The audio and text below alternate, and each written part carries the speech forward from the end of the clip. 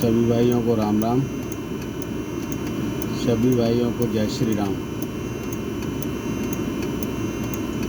मैं सिर्फ सरकार से एक ही अपील करना चाहूँगा कि सबसे बड़ा मुद्दा हमारे देश में एक तो गरीबी का है और दूसरा शिक्षा को लेकर के है। अगर हमारे देश में शिक्षा का स्तर यही रहा और प्राइवेट स्कूलों का इस तरह से लोगों से पैसा वसूली का रहा तो हमारे देश में सिर्फ अमीर लोगों के बच्चे पढ़ पाएंगे, गरीबों का तो वही हाल रहेगा। सरकारी स्कूल में जाके बच्चे जाते के साथ साथ उन्हें नाश्ता मिल जाता है, खाने को मिल जाता है। इस पर जोर देने की ज़रूरत नहीं है। जितनी ज़रूरत है वो सिर्फ़ और सिर्फ शिक्षा को बढ़ावा देने पर है। प्राइवेट स्कूलों में फ़ीस कम करना और तरह की सुविधाएं देना। जब हम प्राइवेट स्कूल वालों को ये सब चीज़ें करने से नहीं रोकते हैं तो क्या हम अपने गवर्नमेंट स्कूल में बच्चों के लिए ये सब सुविधाएं नहीं दे सकते हैं? देखा जाए तो प्राइवेट स्कूलों में तो टीचरों को ऐसे ही रख लिया जाता है, एजुकेशन अच्छी होनी चाहिए, बीएड कर ली और सब कर लिया। लेकिन हमारे सरकारी स्कूलों में इतने माइंडेड टीचर हैं, लेकिन उनकी मेंटलिटी ऐसी बना दी जाती है कि कोई न तो ढंग से चेकिंग होती है, ना ही कुछ और होता है। तो इन सब चीज़ों को देख करके मैं सिर्फ इतना ही कहना चाहूँगा कि सरकार सबसे ज़्यादा ध्यान दे तो सिर्फ शिक्षा पर दे।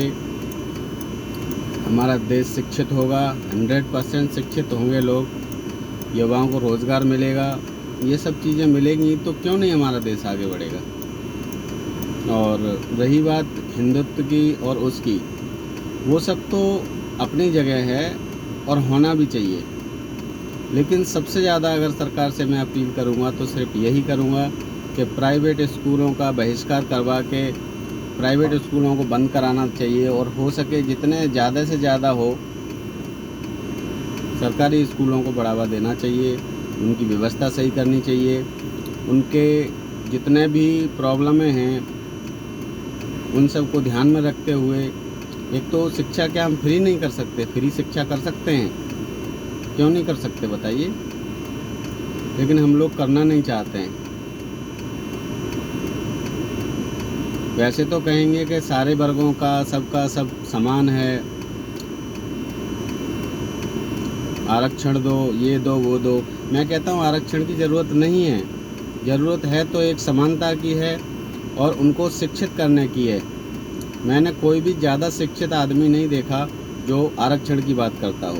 आरक्षण की बात वही करता है जिसको ज़्यादा नॉलेज नहीं है और कहीं ना कहीं किसी न किसी राजनीति से जुड़ा हुआ है। और राजनीति से जुड़ा हुआ आदमी कुछ भी कह सकता है, उसमें क्या दिक्कत है? क्योंकि अगर वो इस टाइप से बात नहीं होगी तो उनका मकसद जो है वो पूरा नहीं होने का है। सबसे ज़्यादा ज़रूरत है 3 चीज़ों की। एक शिक्षा हो गई, एक मजदूर का शोषण न हो, दूसरा किसानों के प्रति सरकार का अच्छा रवैया होना चाहिए। कहीं बाढ़ आ जाती है, कहीं कुछ आ जाता है। अगर किसानों की और मजदूरों की जो हालत है वो गंभीर इसलिए है कि हमारे पास टेक्निक होते हुए सारे चीज़ों का वो होने के बावजूद भी हम उनको एक किसी उसके उपलक्ष्य में प्रोवाइड नहीं करा पाते हैं। और जो धनी किसान हैं जिनके पास पैसा है वो तो अपनी फसल को लेकर सचेत रहते हैं और सारा काम टाइम पर करते हैं। जो गरीब आदमी है वो भी तो कुछ करे, अब वो कैसे करे बेचारा। तो मैं इतनी अपील करना चाहूँगा सरकार से कि थोड़ा सा अगर जोर ही दे रहे हैं, डिजिटल इंडिया पर जोर दे रहे हैं और चीज़ों पर जोर दे रहे हैं। लोग बोलते हैं कि चाइनीज़ चीज़ यूज़ मत करो। मैं कहता हूँ चाइनीज़ चीज़ यूज़ क्या करो, चाइनीज़ चीज़ का इंपोर्ट रोको ना। कम से कम इंपोर्ट होगा तो लोग कहाँ से लेंगे? कोई चीन में जाकर तो लेता नहीं है सामान तो सब इंडिया में ही मिलता है चीन का।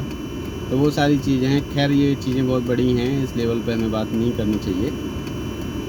मेरा सिर्फ़ और सिर्फ आज का वीडियो बनाने का उद्देश्य है कि सरकार को शिक्षा पर ध्यान देना चाहिए और प्राइवेट स्कूलों की जो ठगी है, मैं ठगी बोलता हूँ, वो बहुत ज़्यादा चरम सीमा पर है।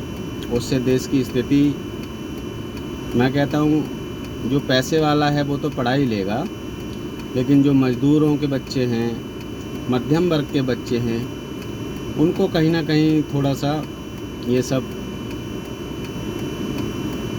समझ नहीं आ रहा है। ये सब प्रोवाइड भी नहीं कर सकते वो। वही। जय श्री राम, नमस्कार।